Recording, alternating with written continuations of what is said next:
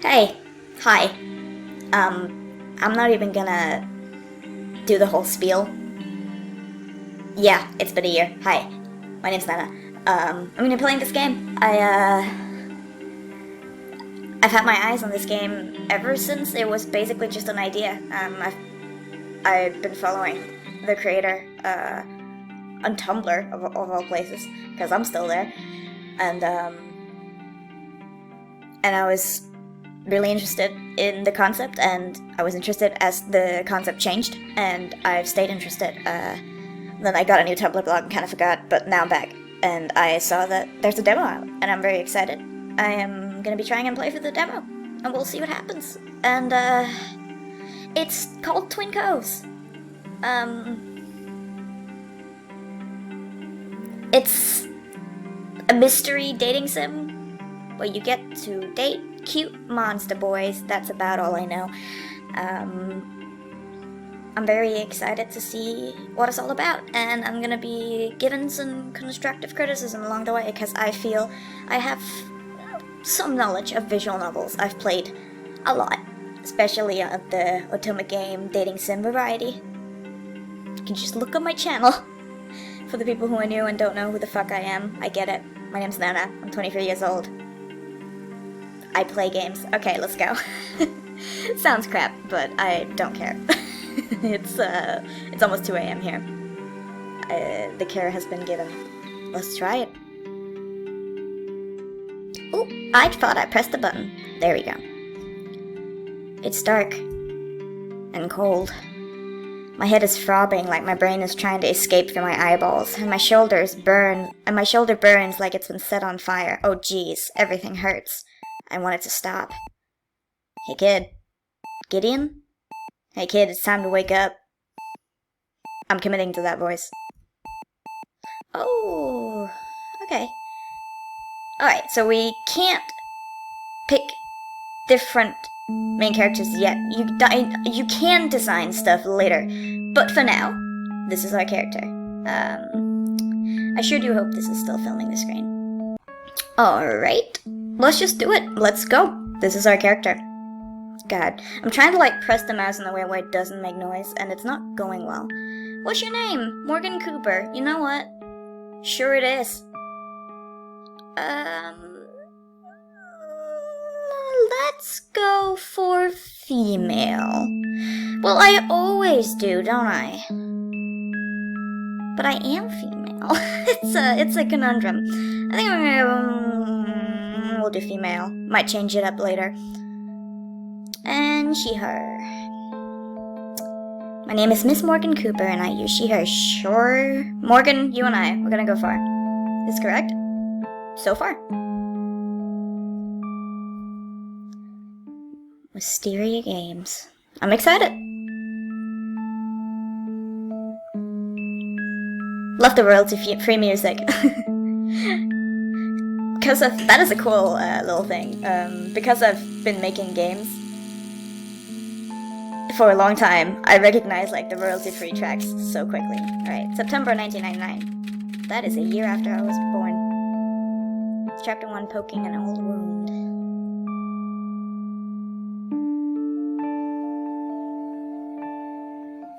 I jerk awake, scanning the room for Gideon, but he isn't there. Of course he isn't. It's been a week since his funeral. Oh shit, okay. And I'm alone in this small apartment, like I have been since his heart attack. Alright, establishing quick. Though I guess it's mine now, along with his car and his business. Clearwater Investigations. Everything aside from the apartment was left to me and his will. Thankfully, the rent was paid through until the end of the year, so at least I don't have to worry about finding a new place to live. Not for a few more months. My eyes burn with unshed tears as I swallow down the lump in my throat. Even now, Gideon is looking out for me. I reach up to rub my temples. My head and shoulder are throbbing like a bitch. Oh, yeah, swearing, good to know. My head and shoulder are throbbing like a bitch, which means I dreamed of being in the hospital again. Though the pounding head could also be from the late night whiskey, probably both. I need to get back in the swing of things. I haven't been reading things out loud for a long time. 6 months ago, I thought waking up in a hospital was the worst it could get. Almost getting killed has that way of fucking up your life. Leaving my dream job as a journalist and running away to my hometown to live with a gruff old werewolf seemed almost sensible at the time. But now Gideon's gone. My heart lurches in my chest, and I turn my attention to the front door, eyes trained on it as if I'll be able to see through the other side if I try hard enough. There's another knock, a moment later, followed by a muffled voice. I can't quite catch what they say. The knocking must have been what woke me up. I glance at the clock. 9:28 a.m. Too early to be alive, honestly. 2 minutes until my alarm would have gone off anyways. I shut it off. I wasn't expecting anyone this morning, and there's a small, panicky part of me that just wants to ignore them until they go away. Oh, man. I do want to pretend like I'm not home, but also... maybe not. I would always go and check, but who is Morgan? We don't know yet. To be fair, Morgan has just lost, her... Well, what would that be? I didn't see what he was to her, but I'm not sure yet, either. Maybe it didn't say. But I guess in grief you can kind of hold up, but we should still see who it is. I'll be polite. I sigh. I should at least see who it is. I rub my eyes and swing my legs out from over the side of the couch where I fell asleep last night, again, and nearly trip over an empty whiskey bottle in the process as I make my way to the door. I kick it aside with a curse. Last night was a bad one. Thankfully, I make it the few feet to my destination without face-planting, and I pause to press my eye to the peephole, squinting to make out the figure standing on the other side. It takes my brain a moment to process the face. Damien Luna. I know there's an apostrophe thing over that A, but I do not know how to pronounce that. Let me know, I guess, or I'll research it after this episode. Damien? Damien? Is that like French? My inexperience with language is showing. What's the leader of the Paloma werewolf pack doing here? He'd come by to visit Gideon a few times since I moved in, and he'd been at the funeral, of course. I think he may have been the only fellow werewolf Gideon kept in contact with. My hands tremble a little as I undo their locks, even though I know who's on the other side. It's a new development I can't seem to shake. I never used to be like this. Breathe in, breathe out. My hand lingers on the doorknob, willing myself to turn it. In 1, 2... Hello. Oh man, I love the art style. One of the reasons why I followed this creator is because I was following their art. So this is gonna be a treat for me. I open the door to find Damien. I'm just gonna call him Damien until I know otherwise. Standing in the hall, hands in his pockets and looking apologetic. He steps back a bit as I hover in the half-open doorway. Hi. It comes out more a question than a greeting. Good morning. Apologies for dropping by unannounced. Did I wake you? He runs a hand through his thick curls, glancing briefly past me into the apartment. I hope I don't look as rough as I feel, or that he can see the clearly slipped upon couch or a whiskey bottle on the floor. I was in the area, and I thought I'd stop by, in case you needed anything. He clears his throat and turns back to look at me. See how you were doing? I'm okay, I say, like a liar. Just getting ready to head out soon. Oh, good. I won't keep you then. He smiles kindly, his expression softening, then falling to a frown. Gideon was a good friend, and I know you meant a lot to him. And he meant a lot to me. He was the closest thing I had to a father. If you ever do need anything, or just want to talk, please don't hesitate to call. Anytime, day or night. You still have my number? I cross my arms tightly over my chest and nod. Yeah, of course. Damien was the one who called me to let me know Gideon was gone. We only talked a few times after that, mostly about the funeral, and Gideon leaving me everything in his will. He runs his hand through his hair again, some of it now sticking up, making him look more boyish. I always assumed pack leaders were these tough, grizzled werewolves, like Gideon, but Damien always struck me as more of the type you'd see on the cover of Time magazine, not running a small pack in the middle of nowhere. though I vaguely remember Gideon mentioning him taking over the role was unexpected. I'm surprised he dropped by, especially since I'm not Pack and thus technically not his concern. He hesitates for a moment, like he wants to say more, but thinks better of it. I'll let you go then. Take care, Morgan. Yeah, you too.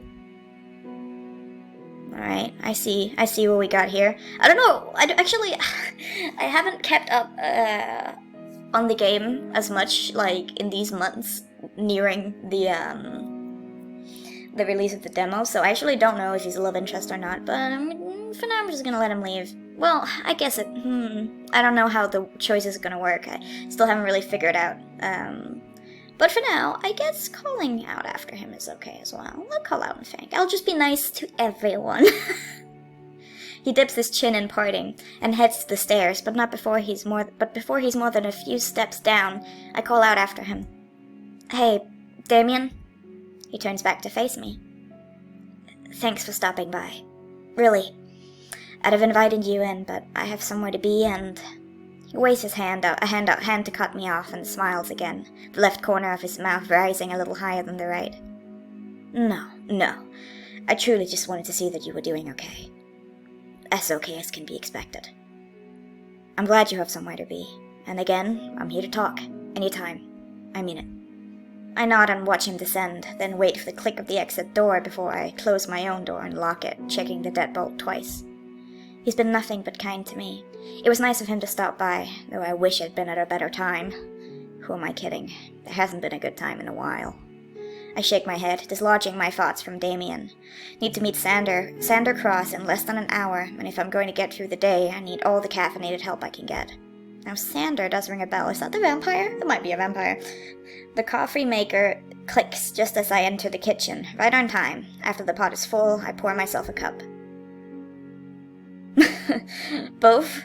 Where's the option for both? Well, I am a sugar addict, so I'd probably do sugar. But it's not me. But then again, you shouldn't be day drinking. I know a little bit can help you get on your way, but maybe let the sugar keep you up for now. The sugar is barely dissolved when I take a sip, the gritty texture making me grimace. I gulp some down, barely tasting it, glancing at the series of sticky notes on the window ledge over the sink. Things like, remember to eat, and it's a nice day, take a walk on the beach, written on them. Only the last one is in my handwriting. The previous ones were reminders Gideon left me. That's so sad. I think this is one of, like, the screenshots, and, like, context is much sadder now.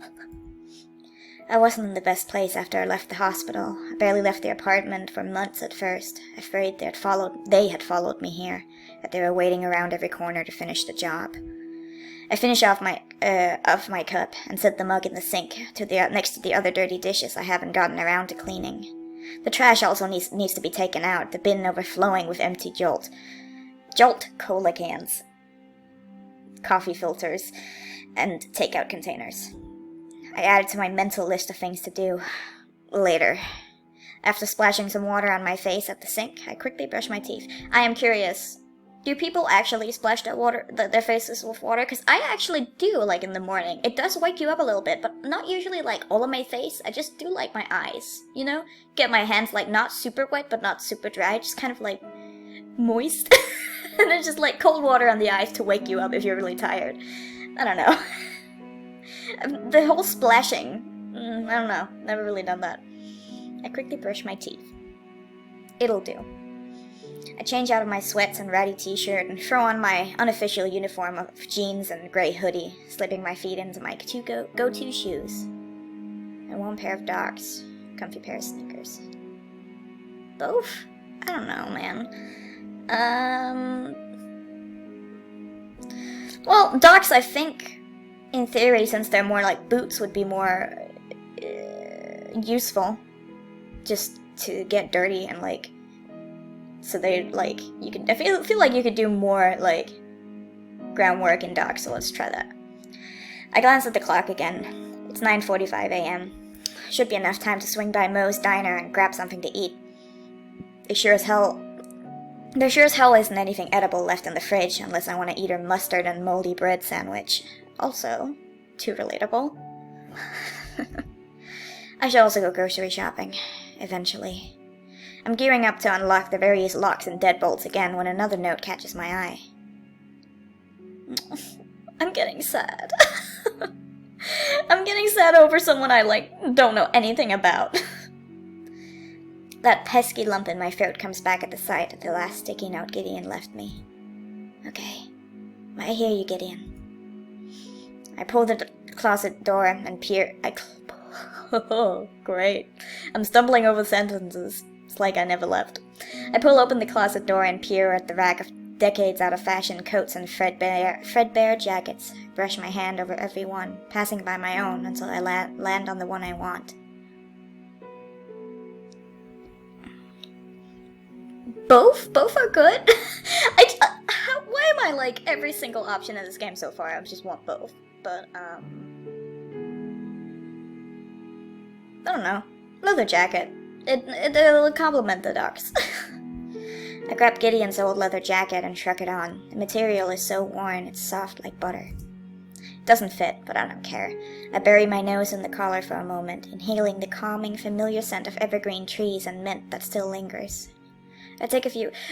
I'm not gonna lie, I knew this was a mystery thing, but I wasn't I didn't come here for the sad times. I came here for the cute monster boys. I'm feeling almost emotional, I don't know why. Stupid. Probably because it's 2 a.m. And also, I lost an uncle, a few years ago, so I know the feel. I take a few deep breaths before unlocking the door, then step out into the hall and lock it behind me. I hate that my heart pounds at just the thought of leaving the apartment. Also, very relatable. Oh hey, look! Wait, I can't... Well, I don't know if... No, we haven't seen this... I don't know if we've seen the sprite yet. I can do this. Everything will be fine. Breathe in. Breathe out. I adjust my hair, making sure it covers my scar, and check twice to make sure the door is locked before heading out to start my day. My first normal day in a while. Thankfully, Moe's Diner is only a 2-minute walk away, right on the beach, with a view of the town's lighthouse.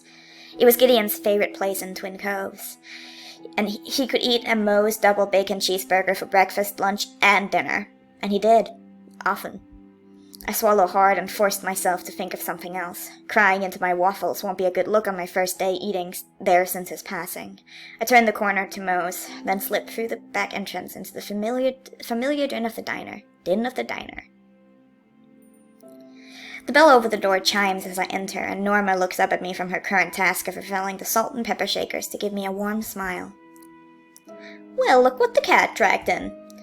She's been one of the waitresses at Moe's. She's been one of the waitresses at Moe's forever. She worked there when my mom did, back when I was a kid.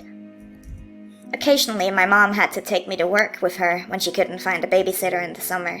Norma would sneak me plates of onion rings throughout the day, making me pinky swear not to tell. Though, looking back, I'm sure my mom knew. She gives me a once-over, eyeing my choice of outfit. So I've been living in giant hoodies for a few months, sue me. You're here early... I forgot the voices. It's a whole thing that I haven't done in some time. You're here early this morning. I give a non-committal shrug. I think she's more surprised that I'm here at all. Your appointment is here. Wasn't sure if you were gonna show. Must be giving her a baffled look because she motions with her head towards the booth at the end. Young man, tall, skinny, whole lot of freckles. Still doesn't ring any bells. I wasn't supposed to meet anyone, at least not here. I just need my waffle fixed before I head to Ivy House. Well, he's been waiting for you. Or for Clearwater Investigations, which is you now. She fills the last salt shaker and leans in, eyes dancing conspiratorially. He's cute. I roll my eyes. Uh-huh, that's exactly what I need right now. Norma arches a brow, though her all-knowing look isn't lost on me. Go meet him, or don't, it's no skin off my teeth. She disappears into the kitchen and I grunt, then head towards the booths, scanning for this supposed meeting of mine. I spot someone matching Norma's description, and at first I'm just as confused. I don't think I'm supposed to meet anyone other than Mr. Cross this morning, unless Gideon had an appointment he didn't tell me about, but I was practically his secretary, so I doubt it. Yet I can't shake the feeling there's something about him that's familiar. His head is down, long, unruly hair with just a hint of red hides his face. Jesus Christ, what? That music cue, made me all scared. What was gonna happen? And he's wearing a jean jacket that's seen better days. I could have, too. It's not until I spy the guitar case, leaning against the back of the booth in the seat across from him that it clicks. I blink a few times, just to be sure. Cassidy. Cassidy Fisher? I practically shriek his name. Excuse me. And a few diner patrons turn to look at me like I've lost it. But then he looks up at me with those same blue-green eyes. Morgan? He looks like he's also trying to figure out what the hell I'm doing here. Hesitantly, I make my way over to his booth and he slides out, unfolding his lanky frame to meet me. It's weirdly comforting to see that he's just as gangly as ever, all arms and legs. He steps forward, maybe for a hug, but pauses without raising his arms, seeing to what I'll do. Well, I don't know who I am, but you know what? I've never said no to a hug before. I let him wrap me in a hesitant hug, then slide into the bench opposite of him next to his guitar. I can't help but smile as he retakes his seat. Oh, very nice. What are you doing here? I cringe at my slightly accusatory tone and try again. I mean, actually, the tone's fair. What the hell are you doing in Twin Coves, Cassidy? This is crazy. I could ask you the same thing. I live here. This is my hometown. Your turn. He rests his elbows on the table and rubs the back of his neck. Well, I was here to meet someone named Gideon Clearwater. Why is he British? Okay, but the waitress over there seems to think that's you. I glance over my shoulder at Norma to see her watching us out of the corner of her eye as she pours a regular cup of coffee. Busybody. I turn back to Cassidy and he looks at me through his impossibly long lashes. You change your name on me, Jellybean? We both freeze as Cass slips up, the term of endearment he used when we dated years ago. Ooh. He starts to apologize, but I shrug it off. No name change. I took over his business. Gideon Clearwater died 2 weeks ago. My throat tightens and I blink away the wetness threatening to gather at the corner of my eyes. Talking about him out loud is always worse. He had a heart attack while out on a stakeout. It was sudden. The coroner said his heart just... I stop. Cassidy doesn't need to know this. Alright, so what are we all gonna bet? It was not a heart attack, because the mentor character dying in a mystery game is never a heart attack. He reaches out and lays a hand over mine, his palm dry and rough. Shit. Morgan, I'm sorry. He meant a lot to you? Yeah, he did. I've known him since I was a kid. He was like... I swallow, and it feels like gulping down sandpaper. You know, I remember you talking about a Gideon back when I just didn't put two and two together, I guess. He looks out the window to the ocean, face pensive, his brows drawn together. This fucking music cue always makes me, scared. Thankfully, Norma comes around to take our order, though I have a feeling she's been holding off as to not interrupt our reunion. She pulls out her order pad and then plucks the pen from behind her ear. So, what kind of waffles will it be this morning, hun? Oh, blueberry. She looks to Cass, who just asks for another glass of water, and she moves on. This is a very important decision, and I approve. Not eating? No, I, already ate before I got here. I lean back in the booth and cross my arms, pinning him with my best stare. So how you know Gideon? Cass mimics my pose and arches a brow, though I can tell he's trying not to smile. Perhaps I've lost my touch. He gives an sighs, rubbing at the back of his neck again. I didn't, really. I got his business card from someone a while ago. Gave the number a call to see if Gideon could help me out. He said if I could come to Twin Coves, he'd see what he could do. So we set a date, and I made my way here. Still not staying in one place for long. I take a sip of water, to look away in the hopes of appearing casual, but Cassidy must hear something in my tone because his face falls and he starts picking at a loose thread in his sleeve. Oh, this is awkward. Morgan, I cut him off. I'm not looking for apologies, years too late. Why did you call Gideon? He doesn't answer for a moment, shifting in his seat.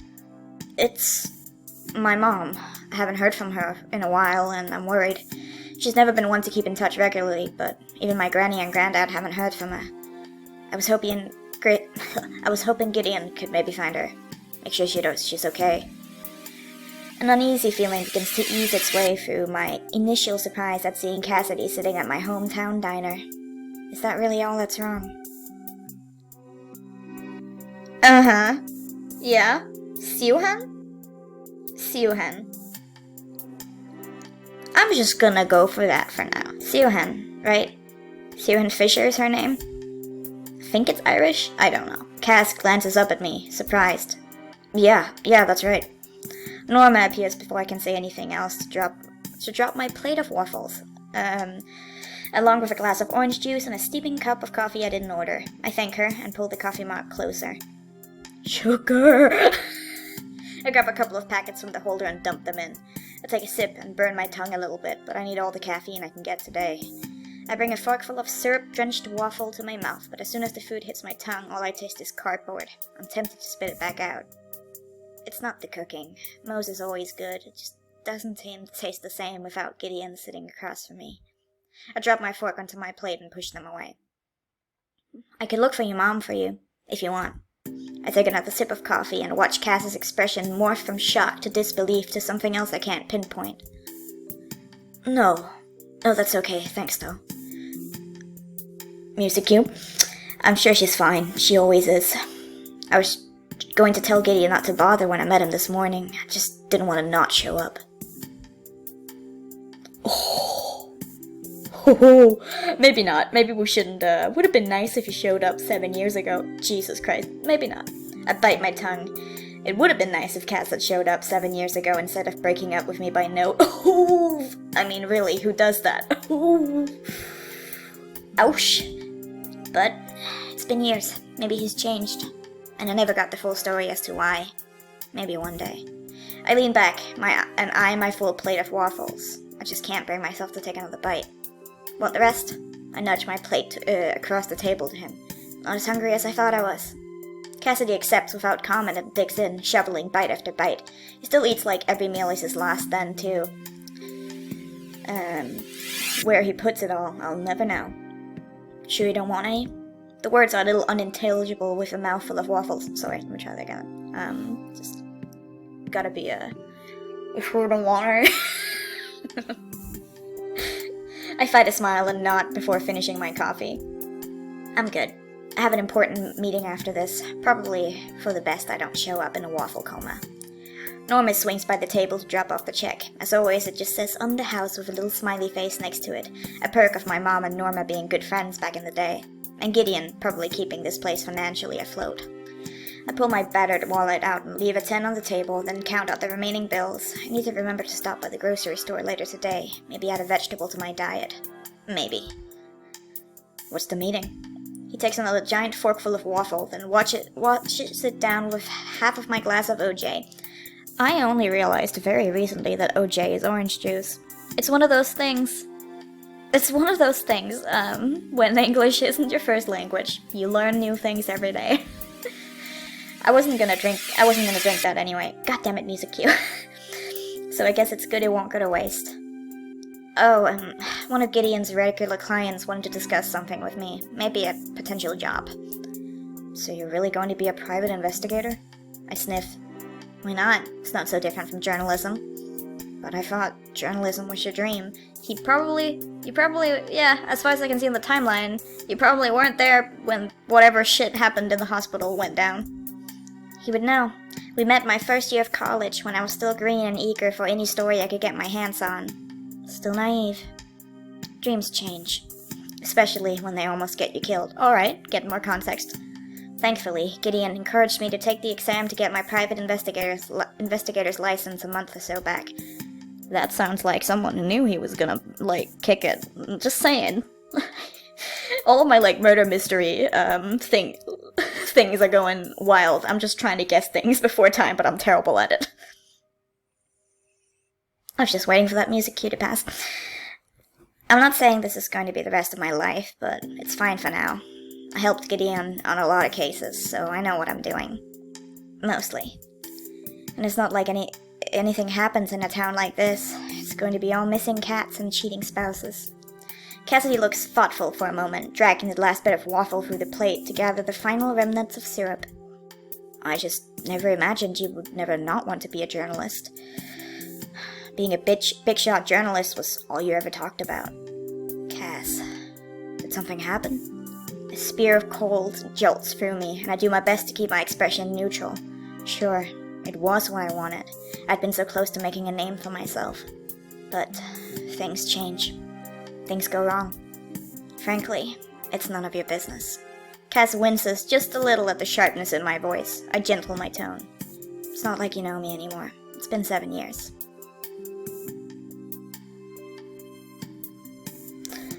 I can imagine that if it was never... Oh, thank God, it's a new music track. That one was was a little much. I can imagine if it was me and they would just open-ended like that. It would probably still hurt a little bit. I don't know if I'm suddenly getting on this guy's route. I'm not trying to do that. I probably should, actually do that. But right now, I'm just having fun. As much as I hate to admit it to myself, I really liked Cassidy. Sure, our relationship was just 2 kids, barely out of college for me. Who knows what for Cassidy, trying to make it big in the city. We were too young for it to have been anything serious in retrospect. Well, that's not true. But when you see someone almost every day for 6 months and then one day they're gone, and all you have is a note saying they're sorry, it hurts. Even 7 years later. Cass seems to notice the shift in the mood and leans forward, hands out in front of him like an offering. I am sorry, you know. How I left. I've never been good at goodbyes, and... Okay. You deserve better than that. Than me. I'm getting, offended on behalf of Morgan. Oh, CG already? Gorgeous.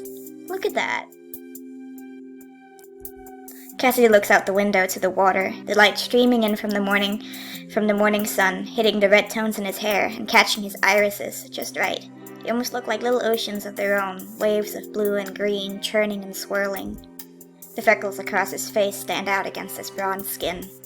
Unbidden, a memory from back when we were together flits through my mind, us sitting in a booth like this one, while I connect the dots on his arm, like my own personal activity book. Oh.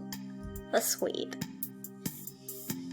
You were the first person I stayed with for longer than a few months. Oh wow. Wanna fucking medal? I'm being snarky, sorry. He chuckles, but there's no humor in it. Eventually he returns his gaze to me and shoots me a lopsided grin. A scar I've never noticed before stands out on his cheek, right over his left smile line. His hand finds mine again, and he gives them a gentle squeeze. How I left was shitty. And I am sorry. Genuinely. I hope one day you'll be able to forgive me. I nod once and start to slide my hands away after I realize he's still holding them. His eyes locked on mine. They're so warm, and I almost don't want to let go. It's fine. It was a long time ago. Cassidy takes the hint and removes his hands, then clears his throat. So, sounds like you did all the legwork for Gideon, and all he got was the credit. I shrug. That's what I liked about working with Gideon. He gave me a place to stay and food to eat. Never asked for rent or to pitch in with the grocery bill. And on top of that, he paid me for my time. If he wanted to claim the glory, fine by me. Delivering the findings to clients is the worst part anyway. I glance at the clock in front of the diner. Shit, it's nearly 10:15. I better get going. Cassidy seems to be about to say something else, so I hang back for a moment before sliding out of the booth. Ivy House is about a 5-minute drive from downtown. I'd have a little extra time. He pulls on the loose thread in his sleeve again. Can I get your number?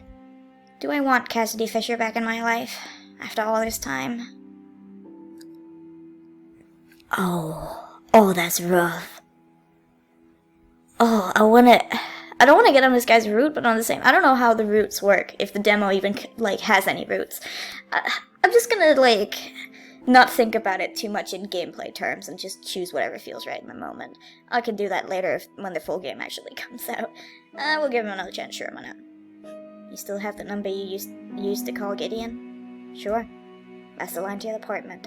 He never had any separate business lines. I slide from the booth and pull my jacket tighter around me. My voice softens. Don't make me regret this, Cass. Oh, yeah, get him. He gets out of the booth and pulls me into a hug. His body feels nice against mine, like it always did. His voice is barely above a whisper as he speaks into my ear. You won't. And then he pulls away. I have to get back to work myself. Work? Yeah, got a job as the deckhand on a commercial fishing boat out here. Thought I'd hang around at least until the end of the season, earn some extra cash. Oh, I didn't realize you were staying in town for a bit. He smiles cheekily. How else would we go out on a date? I arch my brow in return. Oh, we're going out, are we?